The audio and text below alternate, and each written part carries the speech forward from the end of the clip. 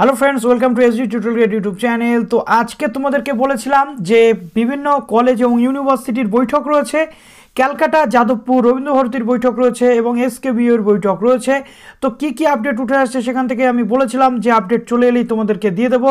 তো official update নিয়ে এত রাত্রে চলে এলাম এক্সক্লুসিভভাবে ব্রেক করতে। সবার প্রথমে আজকে ব্রেক করতে চলে এলাম তোমাদের কাছে। তো যারা নতুন আছো এই মুহূর্তে চ্যানেলটি সাবস্ক্রাইব করে বেল আইকনটি প্রেস করে দেবে যাতে সব আপডেটগুলো টাইম টু টাইম তোমরা এখান থেকে পেয়ে যাও। তো চলো ভিডিওটি শুরু করা যাক যাতে সব আপডেটগুলো টাইম টু টাইম তোমরা এখান থেকে পেয়ে যাও এবং ভিডিওটিতে অবশ্যই একটি লাইক করতে। চলো কলকাতা ইউনিভার্সিটির যে আপডেটটি প্রথম রয়েছে দেখো, reopening of Loreto college from 16 November. তো লরেটো কলেজের পক্ষ থেকে একটি আপডেট উঠে আসছে, সেখানে তোমাদেরকে বলা হচ্ছে অফলাইন ক্লাস শুরু হবে, তার সাথে সাথে রোটেশনাল ওয়েতে কিন্তু এটা চলবে। অর্থাৎ আন্ডার গ্র্যাজুয়েটে যে সমস্ত স্টুডেন্টসরা তোমরা রয়েছো থার্ড এবং ফিফথ সেমিস্টার রেগুলার ক্লাস যারা করছো, মাস্টার্সের ক্ষেত্রে ফার্স্ট এবং থার্ড সেমিস্টারের ক্যান্ডিডেটদের আসতে বলা হচ্ছে এবং বিএড স্টুডেন্টস যারা তাদেরকে বলা হচ্ছে। সেই সাথে সাথে আন্ডার গ্র্যাজুয়েট সেমিস্টার 1 যারা রয়েছে তাদের অনলাইনে যেমন ক্লাস তেমনি চলছে।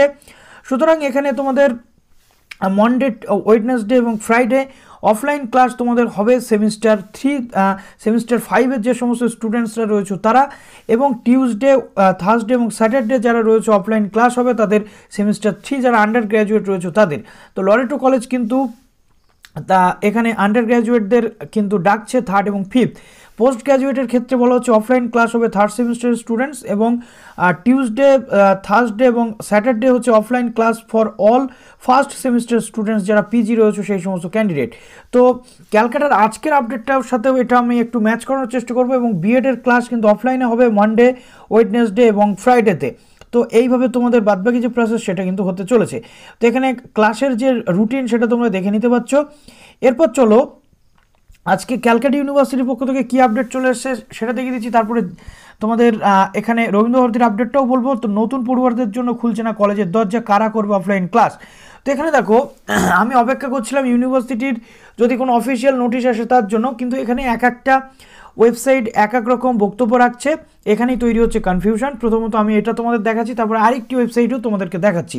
তো কি বলা হচ্ছে, রাজ্যে সরকারি ঘোষণা হচ্ছে 16ই নভেম্বর থেকে খুলবে এবং ইতিমধ্যে প্রস্তুতি তো রয়েছে। তার মধ্যে দেখো কিভাবে পঠন পাঠন শুরু হবে এই নিয়ে ক্যালকাটা ও যাদবপুর বিশ্ববিদ্যালয়ের আজকে বৈঠক ছিল, এবং নতুন পড়ুয়াদের জন্য খুলছে না। এখানে বলা হচ্ছে কলকাতা বিশ্ববিদ্যালয়ের বৈঠকের সিদ্ধান্ত কী হয়েছে, প্রথম সেমিস্টারের ক্লাস অফলাইনে হবে না, আপাতত অনলাইনে পঠন পাঠন চলবে প্রথম সেমিস্টারের। নেক্সট আবার আমরা যেটা দেখলাম যে লরেটো কলেজ কিন্তু আবার ফার্স্ট সেমিস্টারের ক্যান্ডিডেটদেরকেও কিন্তু ডাকছে যারা পিজি রয়েছে। নেক্সট রয়েছে দেখো তৃতীয় সেমিস্টারের পড়ুয়ারা ক্যাম্পাসে এসে ক্লাস করবে। অর্থাৎ এটা ইউজির ক্ষেত্রে বলা হচ্ছে, কি পিজির ক্ষেত্রে সেটা কিন্তু মেনশন করা নেই। নেক্সট রয়েছে বড় বিভাগ, অর্থাৎ যে বিভাগে পড়ুয়ার সংখ্যা বেশি সেক্ষেত্রে অফলাইনের পাশাপাশি অনলাইনেও ক্লাস চলবে। অর্থাৎ ম্যাক্সিমাম ক্ষেত্রে অফলাইন অনলাইন ব্লেন্ডেড মোড যেটা মিশ্র পদ্ধতি সেটাকেই ধরা হচ্ছে। ক্লাস হবে, আর যাদের পড়ুয়ার সংখ্যা কম তাদের প্রত্যেকেই কলেজে আসতে হবে, জমায়েত এড়িয়ে এই সিদ্ধান্ত নেওয়া হয়েছে। প্র্যাকটিক্যাল ক্লাস হবে সব কিছু অফলাইনে, সংশ্লিষ্ট বিভাগের দায়িত্বে তারা কিভাবে অনলাইনে এবং অফলাইনে মিলিয়ে ক্লাস করবে সেটা। যাদবপুরের ক্ষেত্রেও কি বলা হচ্ছে, নতুন পড়ুয়ারা আপাতত কলেজ যেতে পারবে না। বিজ্ঞানের ক্ষেত্রে স্নাতকোত্তরের অর্থাৎ পিজি প্রথম বর্ষের ছাত্র ছাত্রীরা এবং স্নাতক স্তরের দ্বিতীয় বর্ষের ছাত্রছাত্রীরা অফলাইনে ক্লাস করবে।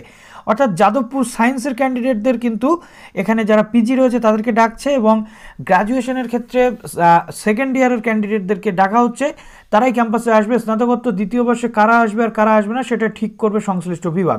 অর্থাৎ পিজির সমস্ত কিন্তু বাদবাকি যারা আর্টস রয়েছে তাদেরকে ডাকা হচ্ছে না, কিন্তু পিজি সায়েন্সদেরকে ডাকা হচ্ছে প্র্যাকটিক্যালের জন্য, সেটা ঠিক করবে সংশ্লিষ্ট বিভাগ। তবে আপাতত কোথাও প্রথম বর্ষের পড়ুয়াদের কলেজে আসতে বলা হচ্ছে না, কিন্তু আবার অনেক ক্ষেত্রেও কিন্তু হচ্ছে। সুতরাং টু মাচ কনফিউজিং একটা ব্যাপার, যতক্ষণ অফিসিয়াল আসছে বলতে পারছি না। কলা বিভাগের ক্ষেত্রে স্নাতক স্তরের একটি বর্ষ ও স্নাতকোত্তর একটি বর্ষের পড়ুয়ারা অফলাইন ক্লাস করবে, অর্থাৎ কলেজে আসবে। ইঞ্জিনিয়ারিংয়ের ক্ষেত্রে স্নাতকোত্তর প্রথম বর্ষের পড়ুয়ারা ক্যাম্পাসে আসবে।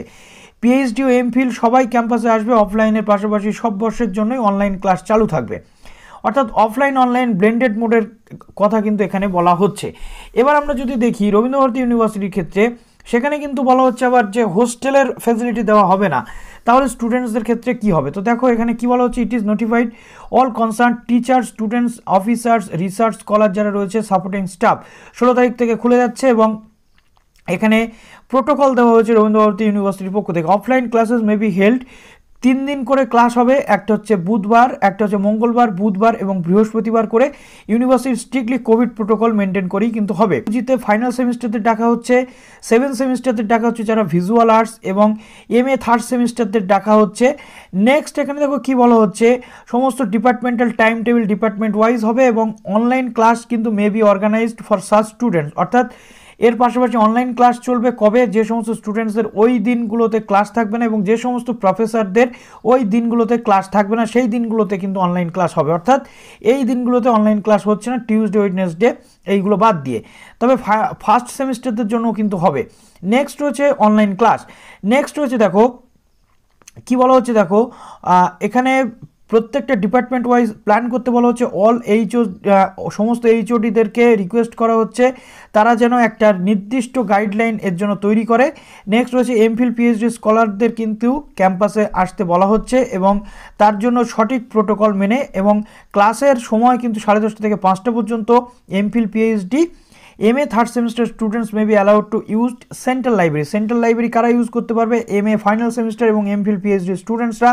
ভিজিটর যারা আসবেন তাদের থার্মাল চেকিংয়ের মাধ্যমে কিন্তু এখানে ঢুকতে হবে এবং রেজিস্টার করতে হবে রেজিস্টার বুকে। এবং সমস্ত টিচার, স্টুডেন্টস, অফিসার, সমস্ত সাপোর্টিং স্টাফদের থার্মাল চেকিং করে মেন ক্যাম্পাসে এন্ট্রান্স নিতে হবে। এবং কারোর বডি টেম্পারেচার যদি ঠিকঠাক থাকে তাহলে সে ঢুকতে পারবে, না হলে কিন্তু সে ঢুকতে পারবে না। নেক্সট রয়েছে ইফ এনিবডি ফিল আনকমফোর্টেবল, অর্থাৎ কারোর যদি জ্বর থাকে, কেউ যদি অসুস্থ বোধ করে, তাকে কিন্তু ডক্টরের কনসাল্ট নিতে হবে, সে কিন্তু ক্যাম্পাসে ঢুকতে পারবে না। এবং এই সমস্ত মানুষদের ক্যাম্পাসে অবশ্যই ঢুকতে তারা পারবেই না বলেই দেওয়া হয়েছে। Only packed precooked healthy food should be sold from the canteen, অর্থাৎ আগে থেকে রান্না করা এবং হেলদি ফুড সেটাই কিন্তু ক্যান্টিন থেকে বিক্রি করা যাবে। এবং all students while entering the campus, সমস্ত স্টুডেন্টসদেরকে কিন্তু যারা আসবে তাদের original ID card, pay slip, এবং students who have not ID card are directed to collect their ID card from the respective department. যাদের আইডি কার্ড নেই তাদেরকে আইডি কার্ড সংগ্রহ করতে বলা হচ্ছে। যখন ক্যাম্পাসে আসবে আইডি কার্ড কিন্তু শো করতে হবে। হোস্টেল ফ্যাসিলিটি আপাতত কিন্তু নেই, অর্থাৎ হোস্টেল ছাড়াই কিন্তু তোমাদের আসতে হবে। এখন একটা প্রশ্ন হলো, বাংলাদেশ থেকে কোনো ক্যান্ডিডেট যদি এখানে আসে বা অন্য দেশ থেকে আসে বা অন্য রাজ্য থেকে যদি কোনো ক্যান্ডিডেট আসে তাহলে সে কিভাবে এখানে পড়াশোনা করবে, যেহেতু হোস্টেলটাই কিন্তু নেই। গ্যাদারিং একেবারেই অ্যালাউ করা হবে না ক্যাম্পাসে। এবং সমস্ত স্টেক হোল্ডার্সদেরকে বলা হচ্ছে আগে থেকেই ভ্যাকসিনেশন কমপ্লিট করে নিতে। It hoped that everybody would cooperate the adapt with the new normal situation. New normal সিচুয়েশনের সমস্ত প্রোটোকল মেনে সবাই চলবে, এটাই কিন্তু বলা হচ্ছে রেজিস্ট্রারের পক্ষ থেকে। কিন্তু এখানে একটা জায়গাতেও কিন্তু ভ্যাকসিনের কথাটা উল্লেখ নেই। এমনকি ক্যালকাটা ইউনিভার্সিটির নোটিশেও কিন্তু আমরা ভ্যাকসিনের, এমনকি ক্যালকাটা ইউনিভার্সিটির আপডেটটাতেও আমরা ভ্যাকসিনেশনের কথা দেখলাম না। যাদবপুরের ক্ষেত্রেও কিন্তু আমরা ভ্যাকসিনেশনের যে বিষয় সেটা কিন্তু দেখলাম না। তো চলো ভিডিওটি এখানে শেষ করছি, জানি অনেক রাত হয়ে গেছে, তো রাত্রেই ভিডিওটা তোমাদের দিলাম যাতে আপডেটটা তোমরা তাড়াতাড়ি পেয়ে যাও। ভালো থেকো সবাই, অল দ্য বেস্ট।